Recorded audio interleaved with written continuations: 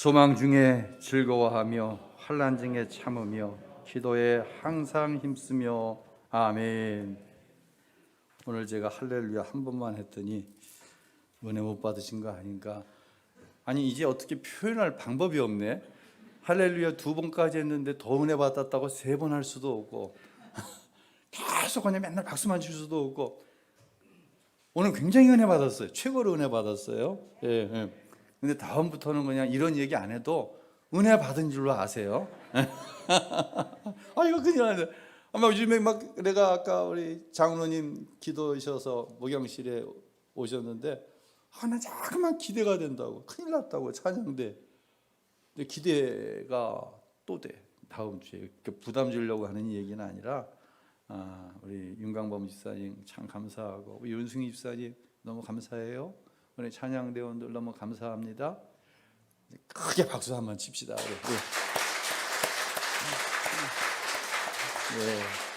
그 밖에도 우리 교사들 얼마나 아침 일찍부터 수고가 많습니까?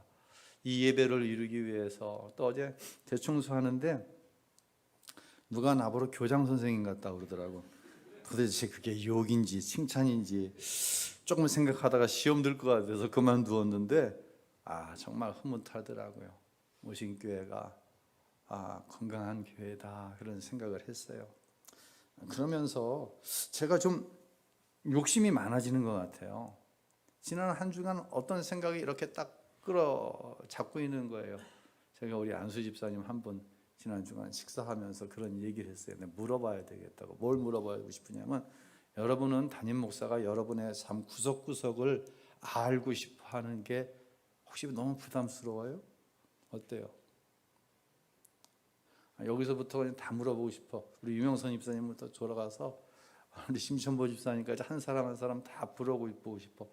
그래서 부담스러운 사람 있다 그러면 그 사람에 대해서는 알려고 하지 않을 거고, 좋다 그러면 그 사람에 대해서 알려고 하든지. 근데 또 이건 또 목회는 아닌 것 같고, 목사님이 뭐 아무리 목사지만 뭐 거기까지 하려고 하시나, 혹시 그런 생각이 들 때도 있죠. 끄떡끄떡 하시는 분들이 있네요. 그러면서 도대체 목양이란 무엇인가?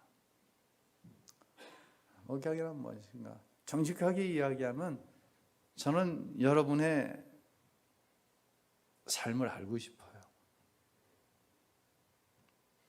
그런데 또 정직하게 얘기하면 아마 다 알면 제정신으로 못 살 것 같아.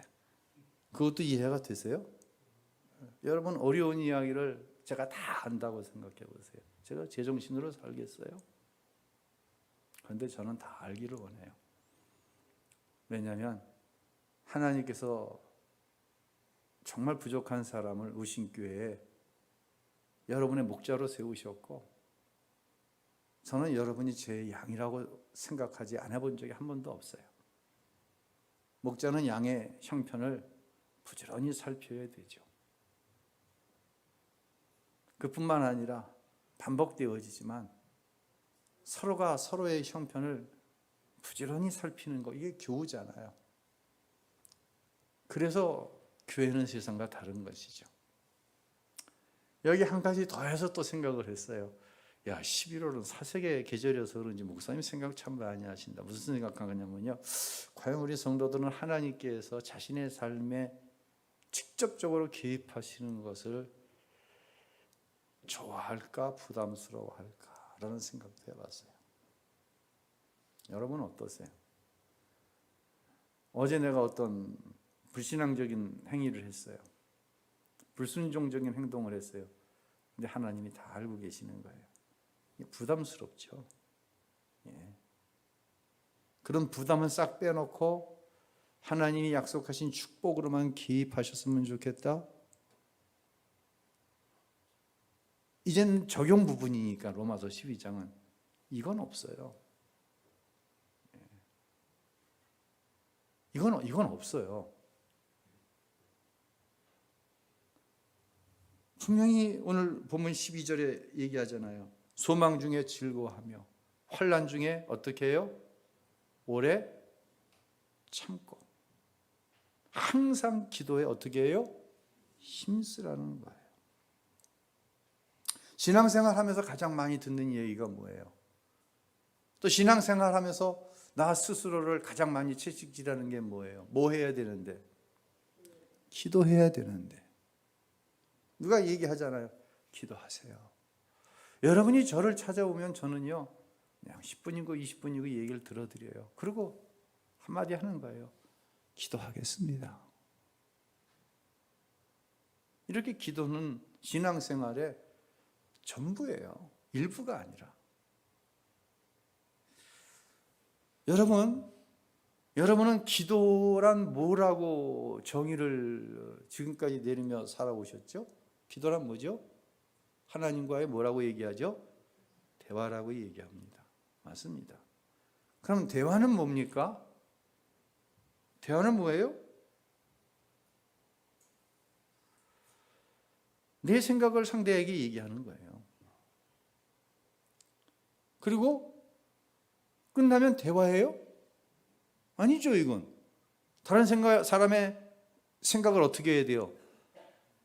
들어야 되는 거예요. 제가 대화할 때 제일 피곤함을 느끼는 세 부류의 사람이 있어요. 첫 번째 부류의 사람은 그냥 자기 말만 하는 거예요. 10사람이 앉아서 대화하는데 1시간을 얘기하는데 자기 혼자 40분, 50분 얘기하는 거예요. 두 번째, 상대가 어떠한 삶의 상황 가운데 있는지 헤아려 주지 않고 자랑질하는 거예요. 피곤해요. 세 번째, 자기 의사가 관철되지 않으면 화를 내는 거예요. 뭐 흔히 시험 들었다는 얘기 하는 거예요. 목사지만 피곤해요. 사실 목사가 아니면 대화 안 할 거예요. 우신교회 목양실에 와 보신 분은 제 목양실에 부채가 여러 개 있어요. 글이 쓰여 있는 부채가. 저희 아버님은 예수를 믿지 않으세요. 근데 아들이 우신교회에 이제 부임했을 때 예수 안 믿는 아버지 입장에서 목사는 말을 많이 하는 직업이잖아요. 말을 많이 하다 보면 사람이 실수가 있을 수 있잖아요. 그래서 여러 개의 부채 중에 제가 제 책상 의자에 딱 앉으면 정면으로 바라보이는 이 부채, 여러 개의 부채 중에 이 부채가 있어요. 뭐라고 써 있어요? 341언입니다. 직역하면 3번 생각하고 한번 얘기하라는 거예요. 즉 어떤 이야기할 때 충분히 생각하고 이야기하라는 거예요. 이 부채를 건네시면서 딱 한 말씀 하시더라고요. 내가 세상 오래 살았지만 말 많은 사람 치고 성공하는 사람 못 봤다. 딱 한마디 하시더라고요.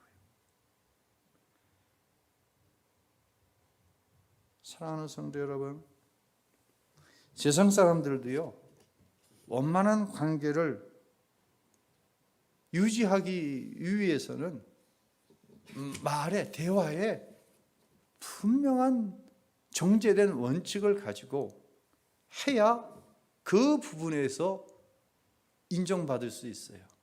실력이 있는데 왜 쓰임받지 못하는 줄 아세요? 함께 일하고 싶지 않은 거야. 예. 실력이 좀 덜한데 왜 쓰임받는 줄 아세요? 함께 일하고 싶은 거예요. 기도도 우리가 정의를 하나님과의 대화라고 할 때에 똑같은 원리 아니겠습니까? 기도는 먼저 내가 하나님께 내 이야기를 하는 거죠. 하나님, 내 현재 상황이 이러이러하습니다. 하나님 이거 좀 도와주세요. 그럼 다음에는 뭐 해야 돼요? 어떻게 해야 돼요? 대화니까. 하나님이 내 생각에 대해서 뭐라고 말씀하시는지 들어야 될 거 아니에요. 들었으면 끝나는 거예요? 아니, 한 단계 더 나가야 돼요. 때로는 내 생각과 하나님의 생각이 충돌할 때가 있어요, 없어요? 많아요. 있는 정도가 아니라. 내 생각은 내 원하면 이런데 하나님의 생각은 그렇지 않아요. 그것이 성경을 읽을 때나 설교를 들을 때나 말씀을 묵상할 때 하나님의 생각이, 깊이 기도할 때 하나님의 생각이 내게 오는 거예요. 그러면 누구 생각을 포기하는 거예요, 기도는? 내 생각 포기하는 거예요. 그게 기도예요. 우리는 너무 잘 알고 있어요. 자, 로마서 11장까지는 신앙생활, 또 어떤 신학적인 교리, 이론을 이야기하면 12장부터는 적용을 이야기한다고 했습니다. 기도에 대해서 우리가 너무 잘 알고 있어요. 그래서 좀 여러분이 받으실 때 자극적일 수 있어요. 우리 목사님이 지나치게 심하게 적용한다고 생각할 수 있어요. 그러나 이 부분은 우리가 정말로 심각하게 내 인격과 내 삶이 되는 것으로 받아들일 수 있기 때문에 심한 적용을 지금부터 할 거예요. 각오하고 들으세요. 첫 번째, 기도하지 않은 사람은 교회 안에서 자기 의견을 제시하는 것을 스스로 제한하세요. 저는요, 잘 알고 있어요. 여러분이 어떤 이야기를 기도하지 않고 한 이야기도 큰 제 목회나 교회에 도움이 되는 얘기들이 많이 있어요. 그래서 충분히 존중하고 들어드려요. 왜냐하면 그것이 그분이 세상을 살아오면서 가지게 된 지혜인데, 교회도 사람이 모이는 공동체이다 보니 세상과 운영되어지는 원리가 비슷한 부분이 많아요. 아주 많아요. 많아요. 그래서 그 지혜를 빌어서 그 지혜를 존중하면서 받아주는 거예요. 하지만 기억하세요. 정말 기도하고 하나님의 교회를 향한 하나님의 생각이 무엇인지 알아야 할 때가 있어요. 그때 내가 기도하지 않았다고 한다면 자기 의견을 스스로 제어하세요. 반드시 그렇게 해야 돼요. 자신이 세상에서 얼마나 대단하고 얼마나 똑똑하고 지혜로운 존재일 수도 있지만, 기도하지 않으면 교회를 향한, 교회에서 행하는 목사님의 목회에 대한 생각을 안다고 착각하면 안 되는 거예요. 알긴 뭘 알아.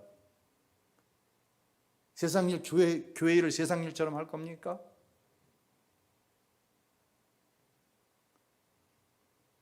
그 세상의 생각에 사로잡혀 나오는 말이 하나님의 생각과는 거리가 가까워요, 멀어요? 가깝지도 않고 멀지도 않고, 이건 다른 거예요. 하나님의 생각과 다른데 그 이야기가 옳다고 하면 어떻게 하냐고요. 더구나 하나님께 기도하는 거예요. 하나님, 이렇게 될 수 있도록, 교회가 이렇게, 교회에서 하는 일이 이렇게 할 수 있도록 도와주세요. 기도했어요. 근데 하나님의 생각은 몰라. 그러면서 하는 얘기가 기도했다는 거예요. 내가 하나님 앞에 기도하고 하는 얘기라는 거예요. 이야, 이거 참 답답합니다. 어떤 때는요, 말이 안 나오고 잘못 얘기하면 그분은 믿음 있는 사람이 되고, 목사인 나는 뭐가 돼? 믿음 없는 사람 되는 경우가 얼마나 많이 있는지 몰라요. 다시 말씀드립니다. 기도하지 않았다고 한다면 하나님의 교회에서 행하는 일에 자기의 생각을 자제할 수 있기를 바랍니다. 이게 이론에 대한, 기도는 뭐다? 하나님과의 대화다. 기도는 나를 향한 하나님의 생각을 듣고, 기도는 현재 내 삶 속에 교회에서 일어나고 있는 그 사건에 대한 하나님의 생각을 듣는 것이다. 이 이론에 대한 정확한 적용이에요. 깨달을 수 있기를 바랍니다. 아플 수 있지만 이 말씀에 순종할 수 있기를 바랍니다. 그때야 의심교회를 통해서 하나님의 일이 마음껏 이루어질 수 있다고 하는 것, 이것은 이론일 뿐만 아니라 매우 확실한 적용 맞죠? 동의하십니까? 여러분 동의하십니까? 그럼 그렇게 할 수 있기를 주의 이름으로 부탁을 드립니다. 이것은 개인의 삶도 마찬가지예요. 내가 어떤 일을 하려고 그래요. 내가 어떤 장사를, 사업을, 내가 어떤 일을 시작하려고 해요. 기도 안 하는 교인들은 아무도 없어요. 뭐 기도 안 하면 그게 교인입니까? 무슨 일 시작하면서. 근데 만약 기도하지 않았다가 한다면 이 일 자체를 시작을 하지 마세요. 제일 황당하고 어려울 때가 언제인 줄 아세요? 아무리 봐도 아닌데 와서 시작한다고 기도해달라는 거야. 제가 어떤 때는요, 가서 죄송합니다, 10분 만에 예배 끝내고 일 시작한 사람과 대화도 안 하고 와버리는 때가 있어요. 뭐라고 얘기해요? 누가 봐도 기도하는 사람이라고 한다면 누가 봐도 그건 아닌데, 하나님이 축복하실 것입니다, 하나님이 장사 잘 되게 하실 겁니다. 그게 목사가 해야 할 일입니까? 다시 말씀드립니다. 기도하지 않았으면 어떤 일을 하지 마세요. 이게 정확한 적용 맞지 않아요? 틀립니까? 아프지만 힘들지만 기도해서 이 일을 향한 하나님의 생각이 무엇인지 깨달아 알 때 시작하는 거예요. 그리고 하나님께서 도와주시기를 구하는 거예요. 자기 멋대로 시작하고 하나님의 생각은 관심도 없어. 그리고 하나님 앞에 복을 달라고 그러고.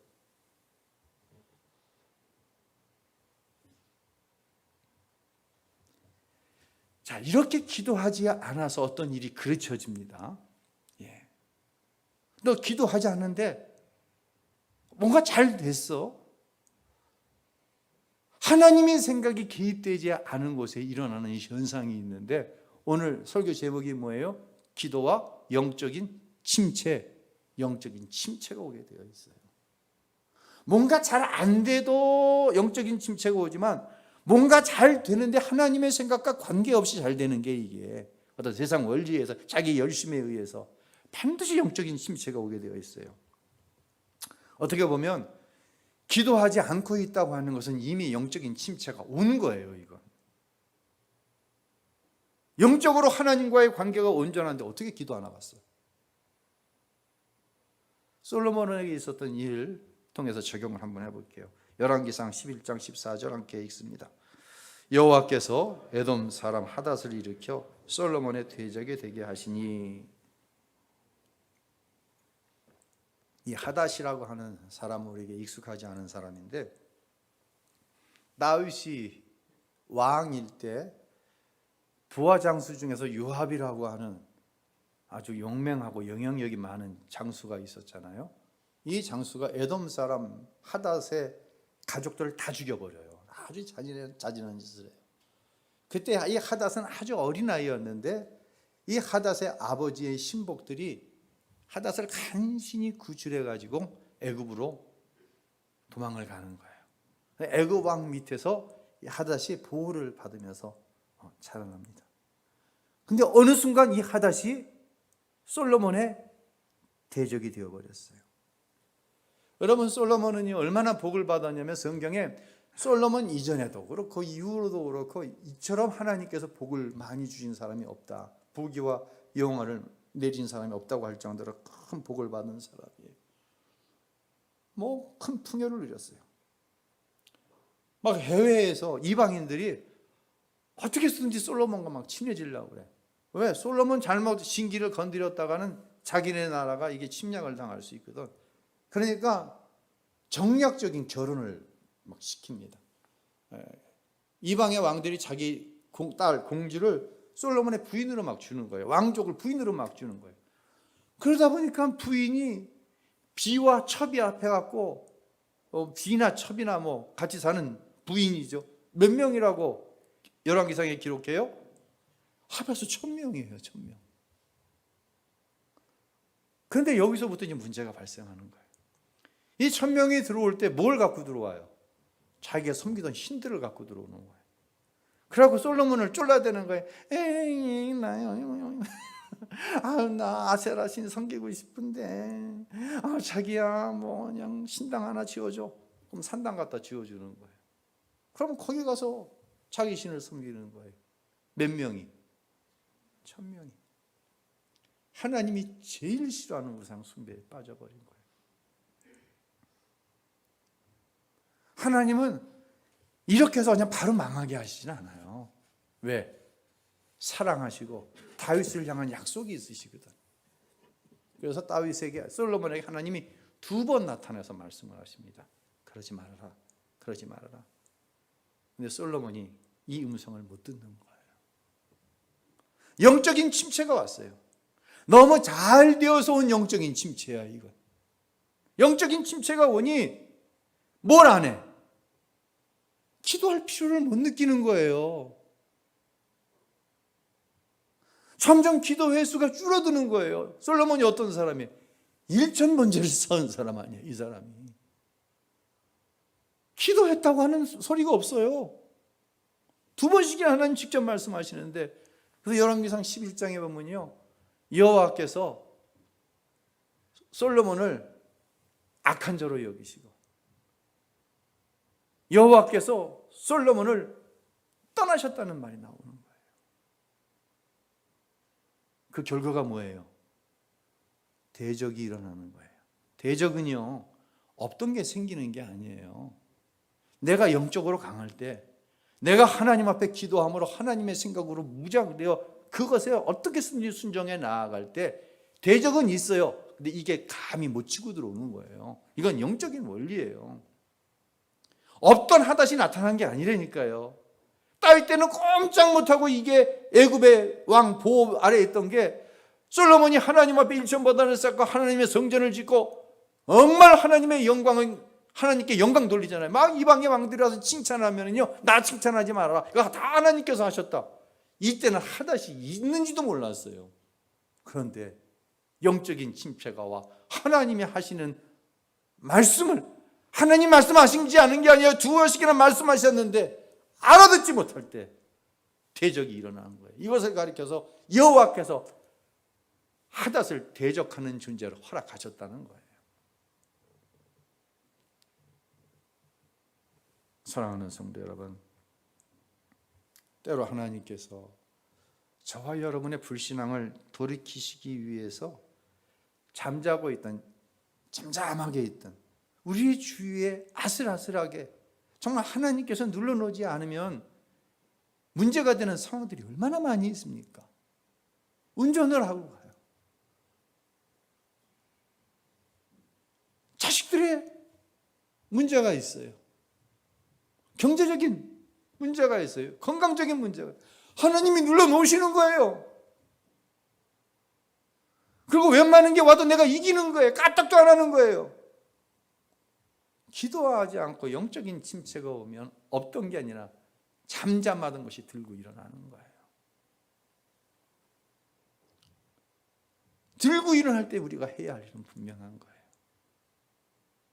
불신앙, 불순종 가운데 있지 않아도 와요. 대적이 어떤 데 치고 들어와요. 그런데 까딱도 하지 않는 거예요. 왜요? 기도하고 있으니까.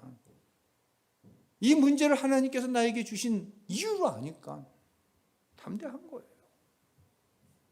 할렐루야. 또한 영적인 침체가 오면 우리의 삶을 놓고 좀 봅시다. 첫 번째 영적인 문제예요. 죄에는 몇 가지 종류가 있어요. 그 중에서 알고 내가 짓는 죄야.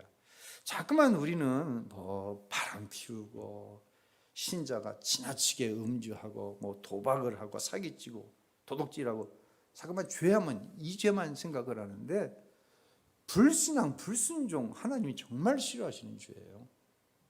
기도하지 않는 거 죄예요, 죄예요. 이거 하나님이 정말 싫어하시는 죄예요. 이런 어떤 죄가 있어요. 여러분, 죄는 지을 수는 있어요. 근데 회개해야 돼요. 마음을 졸이는 거예요. 제일 웃기는 게 뭔지 아세요? 목사인 저도 불순종했어요. 하나님 앞에 기도하는데 기도가 안 되는 거야. 잠깐만 무슨 생각이 나는 거야? 그 불순종한 생각이 나서 기도가 안 되는 거야. 얼마나 웃긴지 아세요? 목사가 되어가지고 시원하게 하나님께 뭘 구하지도 못하는 거예요. 참. 여러분, 이것을 가르쳐서 뭐라고 있느냐? 자기 스스로를 속이고 있는 거예요. 죄인 줄 알면서 이 죄 때문에 마음껏 기도도 못하면서 이걸 가리켜서 자기 기만이라고 그러는 거예요. 제가 자기 기만이라는 단어가 이 설교를 준비하는 중에 쑥 들어왔어요. 한번 사전을 찾아봤어요. 자기 기만 이렇게 나와 있더라고요. 자기의 양심에 벗어나는 말이나 행동을 하면서 스스로를 속이는 일. 이걸 제가 기도와 한번 연결을 시켜봤어요.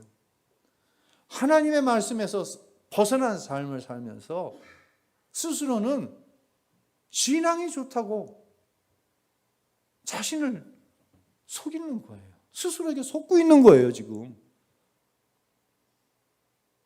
저 이런 사람들 너무너무 많이 봤어요. 어떻게 저렇게 속고 있을까?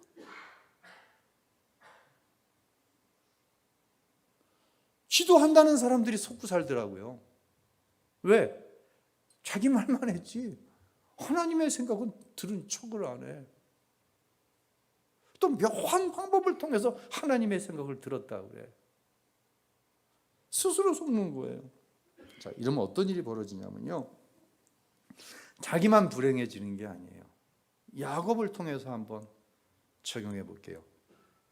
야곱이 형 에서가 받을 장자의 축복권을 팥죽 한 그릇으로 강탈했잖아요. 이건 진짜 나쁜 짓 한 거예요, 야곱이요. 자, 이 순간이 되었어요. 근데 야곱이 그 죄를 짓고 나서 하나님을 무서워했어요. 형 에서를 무서워했어요. 누구 무서워했어요? 형 에서만 무서워한 거예요. 하나님은 무서워했어요? 안 무서워했어요? 하나님은 의식도 안 하는 거예요. 이게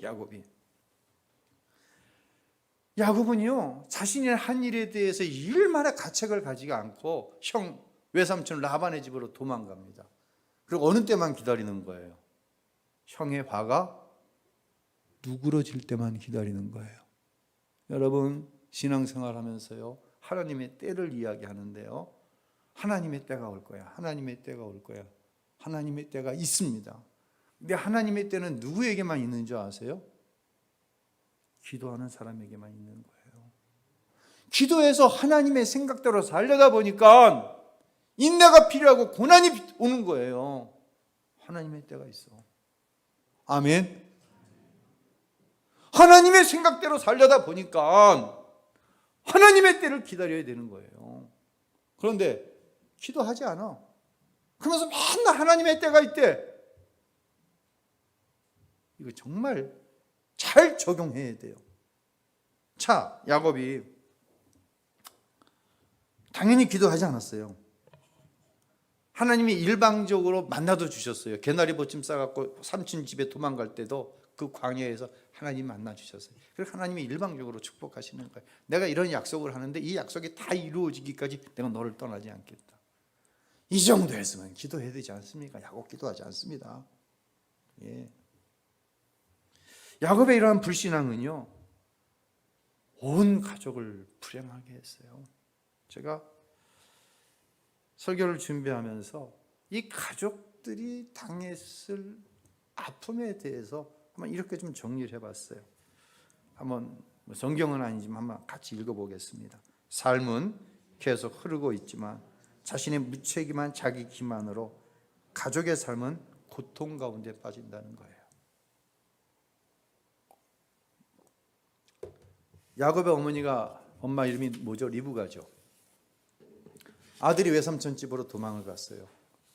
큰아들 에서는 야곱이를 죽이겠다고 그래요. 여러분, 그 엄마의 마음이 어떻겠어요? 할 수 없어서 야곱아, 너 우리 오빠 네 외삼촌 집으로 도망하라. 여러분, 어머니의 마음 어떻겠어요? 야곱은요, 어머니의 임종을 보지 못했어요.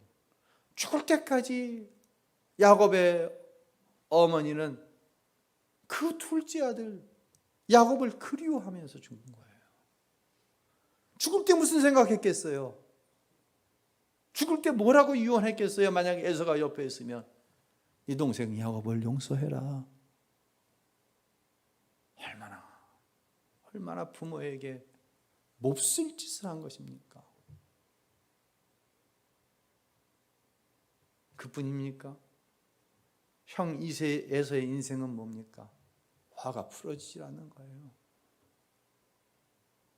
이놈의 자식 야곱, 만나면 넌 나한테 죽는다. 이건 사는 세월이 아니에요. 여러분, 누군가를 생각할 때 미움이 생기고 분노가 생깁니다. 분명히 그 사람으로 인한 미움, 그 사람으로 인한 분노, 그 사람으로 인한 손해가 맞습니다. 그런데 이것을 품고 살아가는 세월은 산 세월이 아니에요. 여러분을 축복하는 것은 하나님께서 은혜 베풀어 주셔서 거기까지 내려놓을 수 있기를 바랍니다. 그런데 말입니다. 내가 누군가에게 미움받을 만한, 원한을 살 만한 그 사람의 그 소중한 세월을 분노로 가득하게 할 만한 원인을 내가 제공했다고 한다면 나는 어떻게 해야 됩니까? 나는 어떻게 해야 됩니까? 야곱이 약복강가에서 변화되기 전까지는요, 정말 형 에서에게 몹쓸 세월을 살게 한 거예요.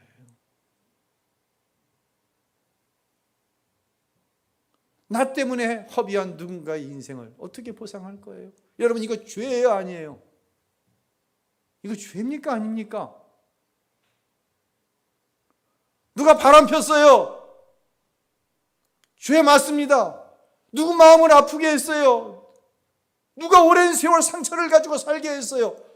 그걸 죄로 얘기하는 사람 난 별로 못 봤어요. 적용하시기 바랍니다. 그러면 안 되는 거 아니에요?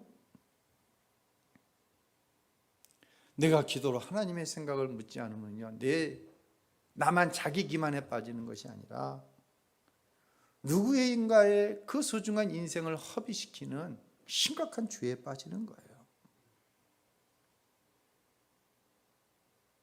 야곱이 약복강가에서 기도할 때 하나님에 의해서 그게 무너져요. 그리고 형 에서를 볼 때 내가 형의 얼굴을 뵈니 누구를 뵙는 것 같습니까? 다 주님의 얼굴을 뵙는 것 같습니다라고 진심으로 고백하게 만드는 거예요. 이게 예수 만난 사람의 모습이에요. 이게 적용이에요. 이론적으로는 용서했다? 적용해 보세요.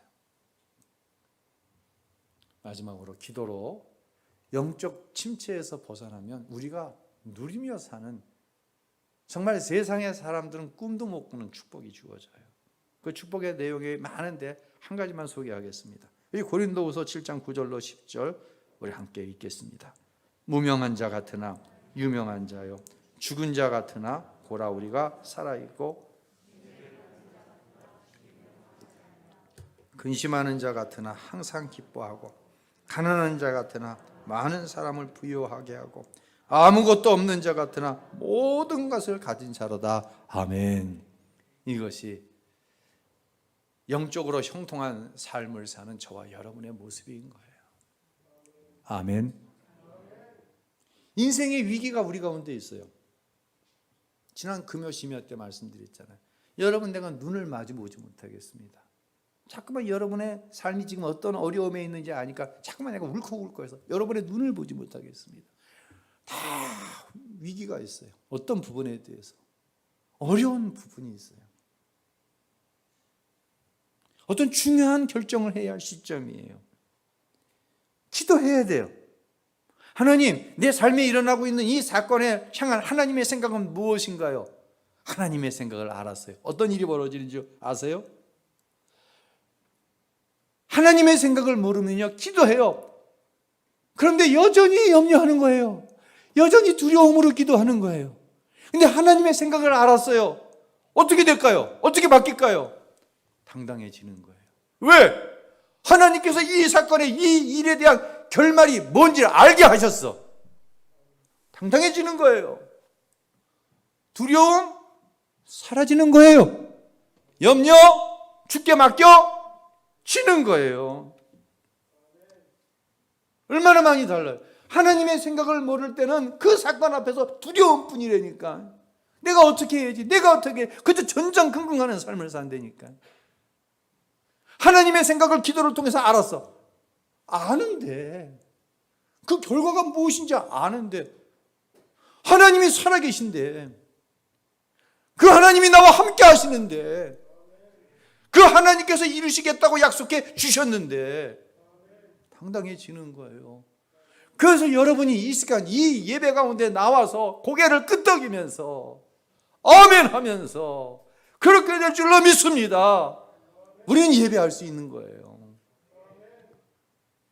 기도하는 사람과 기도하지 않는 사람은 차이가 나는 것이 아니라 이건 기본적으로 달라지는 거예요. 사랑하는 성도 여러분, 얼마나 힘드십니까? 그러나 우리에겐 길이 있고 방법이 있습니다. 그 길과 방법을 누가 통제하고 계십니까? 하나님이 통제하고 계시지 않습니까? 야곱이 같은, 지렁이 같은 야곱도, 얘기해보기도, 사기꾼 야곱에게도 그 축복을 약속하시면서 내가 이것을 다 이루기까지 너를 떠나지 않는다. 결국 과정을 통해서 약복강에서 이스라엘로 변화시켜 주셨잖아요. 우린 야곱보다 낫잖아요.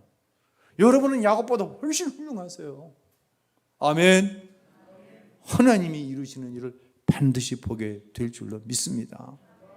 하나님이 하시는 일은 반드시 이루어집니다. 그런 놀라운 은혜의 역사가 기도를 통해서 이 고린도 후서 7장의 이 고백이 사랑하는 모든 성도들의 고백이 꼭 될 수 있기를 예수님의 이름으로 축원합니다.